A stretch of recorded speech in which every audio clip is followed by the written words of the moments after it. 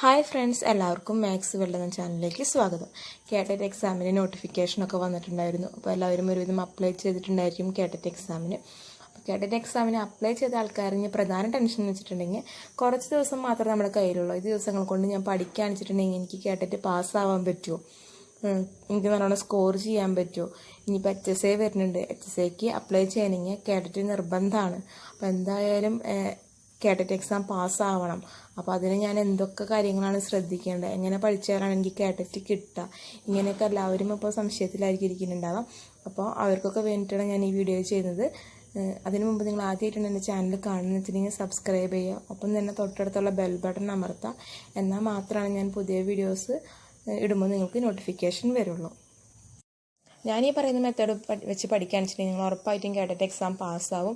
ഞാൻ എൻ്റെ ഫ്രണ്ട്സൊക്കെ ഈ മെത്തേഡ് വെച്ച് പഠിച്ചിട്ടാണ് കേട്ടറ്റ് എക്സാം പാസ്സായത്. അപ്പോൾ എൻ്റെ അടുത്ത് വേറൊരു കുട്ടി ചോദിച്ചു, കേട്ടറ്റ് എക്സാം ഞാൻ 2-3 പ്രാവശ്യമായി എഴുതണം, അപ്പോൾ നിനക്ക് എങ്ങനെയും പാസ്സാവാൻ പറ്റിയത്? എനിക്ക് പാസ്സാവാൻ പറ്റിയിട്ടില്ല, ഞാൻ 2-3 പ്രാവശ്യം എഴുതി, പക്ഷെ എനിക്ക് സ്കോർ ചെയ്യാൻ പറ്റണില്ല.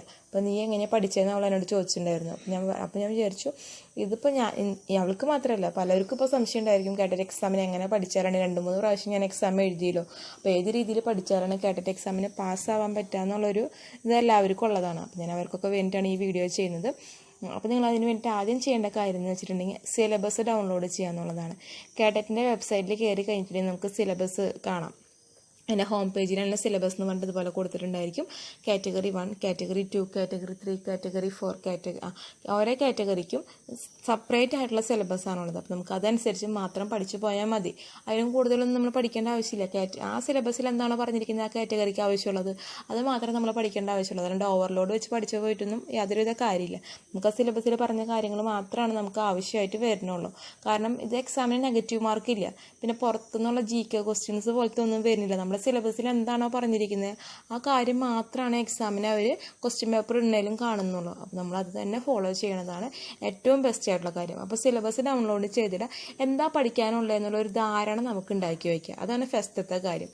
ഇനി രണ്ടാമത്തെ കാര്യം എന്ന് വെച്ചിട്ടുണ്ടെങ്കിൽ സിലബസ് അനുസരിച്ച് സിലബസിൽ നമുക്ക് കാണാം ഓരോതിൻ്റെയും സിലബസ് സെപ്പറേറ്റ് ആണ്. അപ്പോൾ അതിൽ കൊടുത്തിട്ടുണ്ടായിരിക്കും ഇന്ന ഭാഗങ്ങളാണ് നമുക്ക് പഠിക്കാനുള്ളതെന്ന്.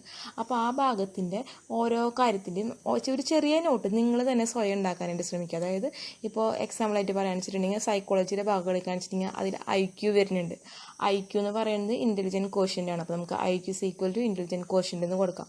അതിൻ്റെ IQ ടെസ്റ്റ് വരുന്നുണ്ട്, IQ ടെസ്റ്റിൻ്റെ ഫോർമുല വരുന്നുണ്ട്, പിന്നെ IQ ലെവൽ അനുസരിച്ച് കുട്ടികളെ തരംതിരിക്കുന്നുണ്ട്. അപ്പോൾ നമുക്ക് ഇത്രയും കാര്യങ്ങൾ നമ്മുടെ സ്വന്തം ലാംഗ്വേജിൽ ചെറുതാക്കി എത്രയും നോട്ട് ചെറുതാക്കാൻ പറ്റുന്നു അത്രയും നല്ലത്. കാരണം നമുക്ക് ഏറ്റവും കുറച്ച് പഠിക്കാനായിട്ടാണ് നമുക്ക് ഏറ്റവും കൂടുതൽ ഇഷ്ടമുള്ളത്. അപ്പോൾ നോട്ട് എത്രത്തോളം ചെറുതാവുന്നു അത്രത്തോളം കുറവേ പഠിക്കാനുള്ള എന്നുള്ളൊരു വിചാരം നമുക്ക് സ്വയം ഉണ്ടാവാന്ന് വെച്ചിട്ടുണ്ടെങ്കിൽ എനിക്കിത് പഠിക്കാൻ പറ്റും, പഠിച്ചു കഴിഞ്ഞു എന്നുള്ളൊരു സ്വയം നമുക്ക് വിശ്വസിക്കാനും പറ്റും, പഠിക്കാനും പറ്റും. അപ്പോൾ ആ നോട്ട് ചെറുതാക്കി ഉണ്ടാക്കി കഴിഞ്ഞിട്ടുണ്ടെങ്കിൽ ഓരോ ദിവസം നമ്മൾ എല്ലാ സബ്ജക്റ്റും വെച്ച് പഠിക്കാനായിട്ടും ശ്രദ്ധിക്കണം. അപ്പോൾ സൈക്കോളജി പഠിക്കണം ഒരു ദിവസം, കാറ്റഗറി 2 ഒക്കെ എടുക്കണമെന്ന് വെച്ചിട്ടുണ്ടെങ്കിൽ സൈക്കോളജി പഠിക്കണം, സയൻസ് ആൻഡ് മാത്തമാറ്റിക്സ് സയൻസിൻ്റെ ഭാഗം പഠിക്കണം, മാത്സിൻ്റെ ഭാഗം പഠിക്കണം, പിന്നെ മലയാളം പഠിക്കണം, ഇംഗ്ലീഷ് പഠിക്കണം. ഇതൊക്കെ നമ്മൾ പഠിച്ചിരിക്കണം. കാരണം എന്താ വെച്ചിട്ടുണ്ടെങ്കിൽ കുറച്ച് ദിവസം നമ്മുടെ കയ്യിലുള്ള അതുകൊണ്ട് ആ സിലബസിലുള്ള കാര്യങ്ങളൊക്കെ എത്തിക്കണമെങ്കിൽ ഓരോ ദിവസം ഒരു അരമണിക്കൂറെങ്കിലും ഓരോ സബ്ജക്റ്റിനും നമ്മൾ സെപ്പറേറ്റ് കൊടുത്താൽ മാത്രമാണ് നമുക്കത് ഫുൾഫിൽ ചെയ്യാൻ പറ്റുള്ളൂ.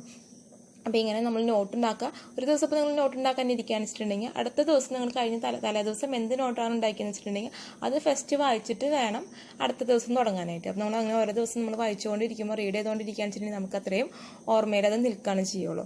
ഇനി അടുത്തത് നിങ്ങൾ ചെയ്യേണ്ടത് ഇങ്ങനെ ഇപ്പോൾ ഓരോന്നിനും ചെറിയ നോട്ടുകളൊക്കെ പ്രിപ്പയർ ചെയ്തതിന് ശേഷം നിങ്ങൾ അടുത്തതായിട്ട് ചെയ്യേണ്ടത് പ്രീവിയസ് ക്വസ്റ്റ്യൻ പേപ്പേഴ്സ് ഡൗൺലോഡ് ചെയ്യുക. അപ്പോൾ നമ്മൾ ചെറിയ നോട്ടുകളൊക്കെ ഉണ്ടാക്കി വെച്ചു, നമുക്ക് ഏകദേശം സിലബസിനെ കുറിച്ചൊരു ഐഡിയ കിട്ടി, അതിനുള്ള നോട്ടുകളൊക്കെ നമ്മൾ പ്രിപ്പയർ ചെയ്തിട്ടുണ്ട്. അപ്പോൾ നമുക്ക് സിലബസ് എന്താണെന്ന് അറിയാം, പഠിച്ചിട്ടുണ്ട് കുറച്ച് കാര്യങ്ങൾ. അത് വെച്ചിട്ട് നമ്മൾ എന്ത് ചെയ്യുക, പ്രീവിയസ് ക്വസ്റ്റ്യൻ പേപ്പേഴ്സ് ഡൗൺലോഡ് ചെയ്തിടുക. പ്രീവിയസ് ക്വസ്റ്റ്യൻ പേപ്പേഴ്സ് ഡൗൺലോഡ് ചെയ്യാൻ വെച്ചിട്ടുണ്ടെങ്കിൽ ഒരു 5-6 ക്വസ്റ്റ്യൻ പേപ്പേഴ്സെങ്കിലും നമ്മൾ ഡൗൺലോഡ് ചെയ്തിട്ടതിന് ശേഷം നമ്മൾ അതിലത്തെ ക്വസ്റ്റ്യൻസ് ഡിസ്കസ് ചെയ്യുക, അതിലത്തെ ക്വസ്റ്റ്യൻസ് നോക്കുക. ഇപ്പം നമ്മൾ ഓരോ വിഭാഗങ്ങൾ നോക്കുമ്പോൾ നമുക്കറിയാം ഏത് ഭാഗത്തു നിന്നാണ് കേട്ടറ്റ് എക്സാമിന് കൂടുതൽ അവർ കോൺസെൻട്രേറ്റ് ചെയ്തിട്ട് സിലബസിൽ തന്നെ കോൺസെൻട്രേറ്റ് ചെയ്തിട്ട് ഏത് ഭാഗത്തു നിന്നാണ് ക്വസ്റ്റ്യൻസ് കൂടുതൽ വന്നിട്ടുള്ളത്. ഓരോ ക്വസ്റ്റ്യൻ പേപ്പറിലും ഇന്ന ഭാഗങ്ങളിൽ നിന്ന് വെച്ചിട്ട് നമ്മൾ പഠിക്കുമ്പോൾ സിലബസിൽ അത് മാർക്ക് ചെയ്യാനായിട്ടും ശ്രദ്ധിക്കുക. അപ്പോൾ ഇന്ന ഭാഗത്തു നിന്നാണ് കൂടുതൽ ക്വസ്റ്റ്യൻസ് വന്നിട്ട് എന്ന് നമുക്ക് മനസ്സിലാക്കാൻ പറ്റും. അതേപോലെ തന്നെ ഇപ്പോൾ ഞാൻ എക്സാമ്പിൾ പറയാന്ന് വെച്ചിട്ടുണ്ടെങ്കിൽ കാറ്റഗറി 2 തന്നെയാണ് ഞാനിപ്പോൾ പറയുന്നത്. കാറ്റഗറി 2-ൽ സയൻസ് ആൻഡ് മാത്തമാറ്റിക്സ് എടുക്കുകയാണെന്ന് വെച്ചാൽ മാത്സിൽ നമുക്ക് സ്ഥിരമായിട്ട് റിപ്പീറ്റഡ് ആയിട്ട് വരുന്ന ഒരു ക്വസ്റ്റ്യൻ ആണ്. അതായത് ഭാഗം സ്ഥിരമായിട്ട് വരുന്ന ഒരു ഭാഗമാണ് പരീക്ഷയുടെ ഭാഗം, ഇൻട്രസ്റ്റിൻ്റെ ഭാഗം ഇല്ലാത്ത ഒരൊറ്റ ക്വസ്റ്റ്യൻ പേപ്പർ കേട്ടിട്ടില്ല. അപ്പോൾ നമുക്ക് ഈ ക്വസ്റ്റ്യൻ പേപ്പേഴ്സ് 2-3 നമ്മൾ ഡൗൺലോഡ് ചെയ്തിട്ട് നമ്മൾ ആ ക്വസ്റ്റ്യൻസ് ഡിസ്കസ് ചെയ്യാൻ നമുക്ക് മനസ്സിലാവും. പരീക്ഷ എന്ന് പറയുന്ന ഭാഗത്ത് നിന്ന് എന്തായാലും ഒരു ക്വസ്റ്റ്യൻ ഉണ്ട്. അപ്പോൾ പരീക്ഷയുടെ ഭാഗം നമ്മൾ എന്തായാലും പഠിക്കേണ്ടത് ഒരു ഭാഗമാണ്. അതേപോലെ തന്നെ സ്പീഡ്, ടൈം, ഡിസ്റ്റൻസ്, അതായത് ട്രെയിനിൻ്റെ വെച്ചിട്ടുള്ള കണക്കുകൾ, അതും ഒരെണ്ണം എന്തായാലും ഉണ്ടാവും. അപ്പം നമുക്ക് മനസ്സിലായി ആ സ്പീഡിൻ്റെ ഭാഗം, സ്പീഡിൻ, ഡിസ്റ്റൻസ്, ടൈം, ഈ ഭാഗത്തുനിന്ന് ഒരു ക്വസ്റ്റ്യൻ എന്തായാലും മസ്റ്റായിട്ടും വരുന്നുണ്ട്.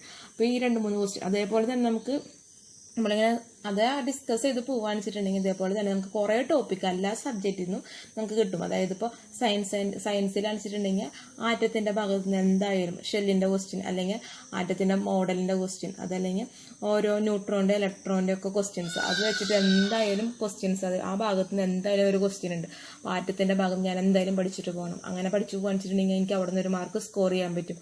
അങ്ങനത്തെ ഒരു ഐഡിയ നമുക്ക് കിട്ടണമെങ്കിൽ ഈ പ്രീവിയസ് ക്വസ്റ്റ്യൻ പേപ്പേഴ്സ് നന്നായി ഡൗൺലോഡ് ചെയ്ത് കഴിഞ്ഞിട്ടുണ്ടെങ്കിൽ നമുക്ക് ഏറ്റവും കൂടുതൽ ഇമ്പോർട്ടൻ്റ് ആയിട്ട് പഠിക്കേണ്ട ഭാഗം ഏതാണെന്ന് നമുക്ക് വേഗം മനസ്സിലാക്കാനായിട്ട് പറ്റും.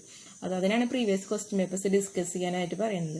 അപ്പം നമ്മൾ ചെയ്യേണ്ട ഈ 3 കാര്യങ്ങൾ നിങ്ങൾ ശ്രദ്ധിക്കുകയെന്ന് വെച്ചിട്ടുണ്ടെങ്കിൽ ഉറപ്പായിട്ട് നിങ്ങൾക്ക് കേട്ടറ്റ് എക്സാമിന് പാസ്സാവാനായിട്ട് പറ്റും. നിങ്ങൾ ആദ്യം ചെയ്യേണ്ടത് സിലബസ് ഡൗൺലോഡ് ചെയ്യുക എന്നുള്ളതാണ്. രണ്ടാമത് നിങ്ങൾ ചെയ്യേണ്ടത് ആ സിലബസിലുള്ള കാര്യങ്ങൾ വെച്ചിട്ട് നോട്ട്, അതെന്തിനാണെന്ന് വെച്ചിട്ടുണ്ടെങ്കിൽ പ്രീവിയസ് ക്വസ്റ്റ്യൻ പേപ്പേഴ്സ് നമ്മൾ ഓടിച്ചാടി പോയിട്ട് പ്രീവിയസ് കുറേ ക്വസ്റ്റ്യൻ പേപ്പേഴ്സ് എടുത്തിട്ടു, സിലബസ് എടുത്ത് വെച്ചു, എന്നിട്ട് കുറേ നമ്മളിങ്ങനെ വായിച്ച് പഠിക്കാന്ന് വെച്ചിട്ടുണ്ടെങ്കിൽ നമുക്ക് ഒരു ഐഡിയയും കിട്ടില്ല. ആ സ്ഥാനത്ത് നമ്മളൊരു നോട്ട് പ്രിപ്പറേഷൻ കഴിഞ്ഞിട്ടാണ് പ്രീവിയസ് ക്വസ്റ്റ്യൻ പേപ്പേഴ്സ് കിടക്കുന്നതെന്ന് വെച്ചിട്ടുണ്ടെങ്കിൽ ഉറപ്പായിട്ടും നിങ്ങൾക്ക് പ്രീവിയസ് ക്വസ്റ്റ്യൻ പേപ്പേഴ്സ് മനസ്സിലാക്കാൻ പറ്റും. നിങ്ങൾക്ക് കൂടുതൽ കാര്യങ്ങൾ പഠിക്കാനായിട്ടും പറ്റും. നിങ്ങൾ എന്തായാലും ഈ മെത്തേഡ് ഫോളോ ചെയ്യാനായിട്ട് ശ്രമിക്കുക. ഈ മെത്തേഡ് ഫോളോ ചെയ്യാൻ വെച്ചിട്ടുണ്ടെങ്കിൽ ഉറപ്പായിട്ട് നിങ്ങൾക്ക് പാസ്സാകാൻ പറ്റും. ഇപ്പോൾ കാറ്റഗറി 3 ഒക്കെ വെച്ചിട്ടുണ്ടെങ്കിൽ നമുക്കറിയാം കാറ്റഗറി 3 വരുന്നത് സൈക്കോളജിയും പിന്നെ നമുക്ക് വരുന്നത് ലാംഗ്വേജ് വരുന്നുണ്ട്. അതിൻ്റെ ഒപ്പം വരുന്നത് ഈ സബ്ജക്റ്റാണ്. സബ്ജക്റ്റ് അപ്പോൾ നമുക്ക് കൂടുതലായിട്ടും ഏത് ഭാഗത്തു നിന്ന് ക്വസ്റ്റ്യൻസ് എന്നുള്ളത് നമുക്ക് കണ്ടു കഴിഞ്ഞിട്ടുണ്ടെങ്കിൽ പഠിച്ചു കഴിഞ്ഞാൽ ഉറപ്പായിട്ടും നല്ല മാർക്ക് സ്കോർ ചെയ്യാനൊക്കെ ആയിട്ട് പറ്റും. അപ്പോൾ നമുക്കറിയാം കാറ്ററ്റിൻ്റെ കാറ്റഗറി 3 ആണ് HSAക്ക് വേണ്ടത്. അപ്പോൾ എല്ലാവരും നന്നായി കോൺസെൻട്രേറ്റ് ചെയ്ത് ഈ മെത്തേഡ് വെച്ചിട്ട് തന്നെ പഠിക്കാൻ ശ്രമിക്കുക. ഈ മെത്തേഡ് ഫോളോ ചെയ്യാൻ വെച്ചിട്ടുണ്ടെങ്കിൽ ഉറപ്പായിട്ട് നിങ്ങൾക്ക് സ്കോർ ചെയ്യാൻ പറ്റും. നിങ്ങളുടെ അഭിപ്രായങ്ങളൊക്കെ കമൻ്റായിട്ട് താഴെ കൊടുക്കുക. അതേപോലെ തന്നെ നിങ്ങൾക്ക് വല്ല സംശയങ്ങളുണ്ടെങ്കിലും കമൻറ്റ് ചെയ്യാനായിട്ട് മറക്കണ്ട.